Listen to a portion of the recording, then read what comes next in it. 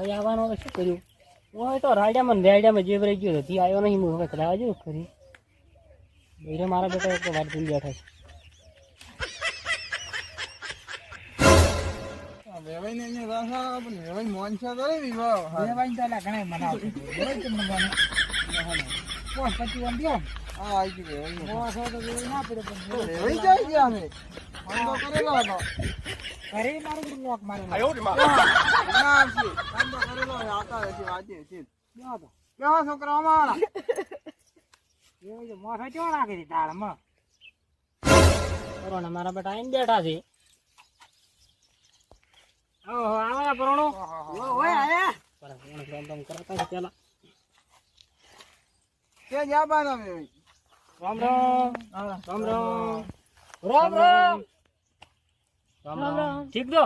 ઓય બેસો તમે જાઓ તમે બેસો અરે આજના મહેમાન કે આવડા તમે ભલા આદમી શું આમ કરો યા પણ તમે યા પરોણો મહેમાન જા આ બોલો ના પગો ખેતા ભાગ્યો બોલો કેમ આવી ગયા એટલે ડાયરેક્ટ તમે પૂછે ચમાઈ ગયા આમ ચા પાણી નું કોક કરો કે નહીં કોઈ હગાત તમે તો પાણી નહીં પાતા તમાર વેવાણી દઈ બેઠી એવું લે પીઓ ઋષિ લે બળી ગાત એક દળ પાવડો મરકા અમે તો ઋષિ બળી અલા કાઠો કામ અમે વિવોનું કહેવા આવ્યા હતા એ વાત હતી પણ મો કોઈ એમ છે પણ તમારે વેવણ ને પૂછવું પડે તો વેવાણની રીણ મિલે લાવવા આવે વિવાહ તો હું કરવા જ પડશે કેમ તમે જે 2 વર્ષથી કહો આજ કરે કાલ કરે